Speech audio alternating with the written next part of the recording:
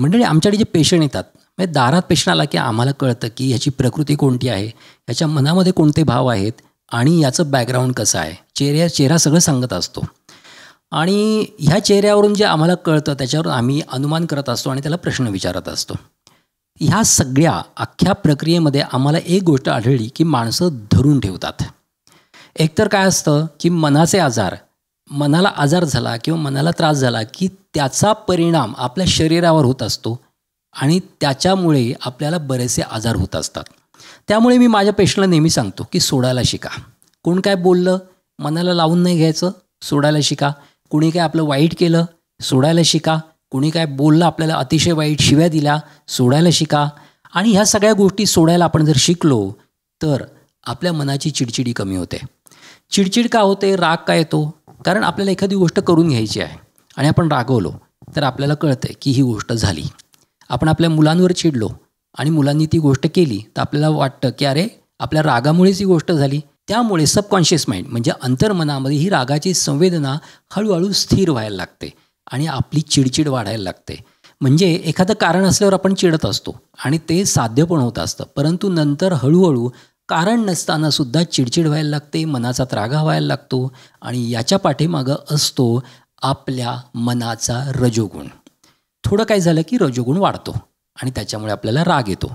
त्यामुळे आपण जर एखादी गोष्ट आपल्याला हवी असेल किंवा करून घ्यायची असेल किंवा कुणी चूक केली असेल तर त्या चुकीवर आपण कसं रिॲक्ट व्हायचं, रागाने व्हायचं की शांतपणे व्हायचं, डोकं शांत ठेवून व्हायचं, ते आपल्याला कळलं पाहिजे. ते जर आपल्याला कळलं आणि आपण त्या पद्धतीने रिॲक्ट व्हायला लागलो तर आपलं मन शांत राहील.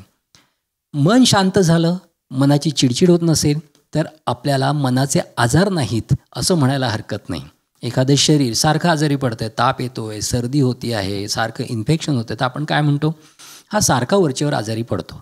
तसंच मनाचे आजार कोणते आहेत? काम, क्रोध, लोभ, मोह, मत्सर हे षडरिपू आपल्या मनाचे आजार आहेत. आणि ते जर आपल्याला सारखे त्रास देत असतील तर आपल्याला समजायला हरकत नाही की आपल्या मनाला थोडा आजार आहे आणि आपल्याला त्यापासून दूर होण्याची गरज आहे. त्याच्यामुळे ह्या मनापासून जे शरीरापर्यंत जाणारे जे आजार आहेत, संवाहित होणारे आजार आहेत, ते थांबवायचे असतील तर आपल्याला मन आधी चांगलं करायला हवं आणि सोडायला हवं. Let it be. ठीक आहे, मी सोडून देतो. आणि नुसतं सोडून देतो म्हणायचं नाही, मनापासून सोडता आलं पाहिजे. आणि त्यासाठी आपल्या अध्यात्मशास्त्रामध्ये सांगितलेली आहे क्षमा. दुसऱ्याला आपल्याला क्षमा करता आली पाहिजे.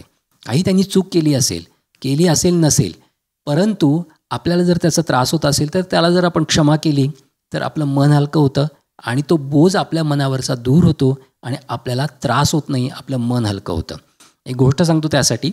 विवेकानंद जेव्हा परदेशामध्ये चालले होते तेव्हा ते बोटीने जात असताना ते डेकवर संपूर्ण समुद्र न्याहाळत होते आणि तिथे एक इंग्रज माणूस आला, अधिकारी होता कदाचित तो, आणि तो विवेकानंदांना शिव्या द्यायला लागला.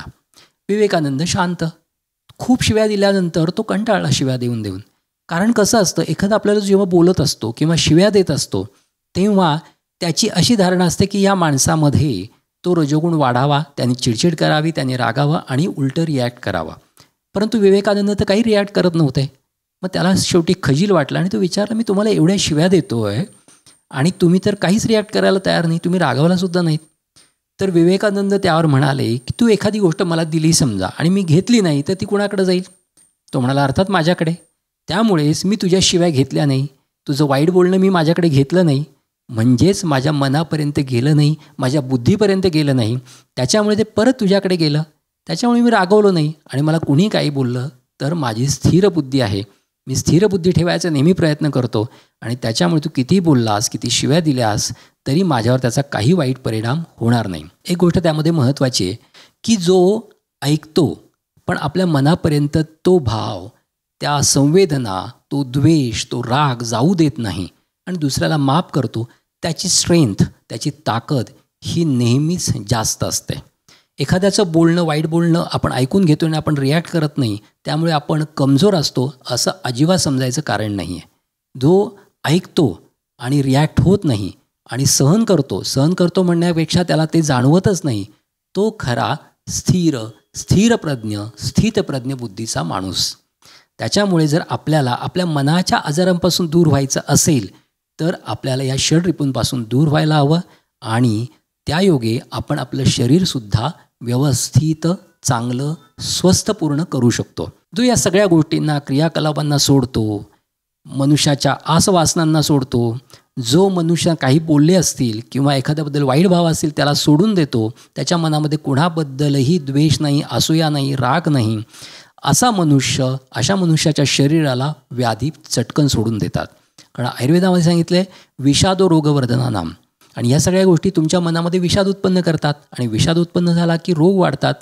त्यामुळे माझं नेहमी म्हणणं असतं की सोडून द्यायला शिका. सोडून दिलं, रागवणं कमी केलं तर तुम्ही आजारापासून 100% मुक्त होणार आहात. त्यामुळे या सर्व व्याधींपासून मुक्त व्हायचं असेल तर मन नेहमी प्रसन्न ठेवा. कारण तुकोबा म्हणतात मन करा रे प्रसन्न सर्व सिद्धीचे कारण. त्यामुळे या सगळ्या सिद्धी, आरोग्याची सिद्धी जर हवी असेल तर मन नेहमी प्रसन्न ठेवा. आता इथेच थांबतो. पुन्हा भेटूयात एक नवीन विषय घेऊन. तोपर्यंत स्वस्थ राहा, मस्त राहा. धन्यवाद.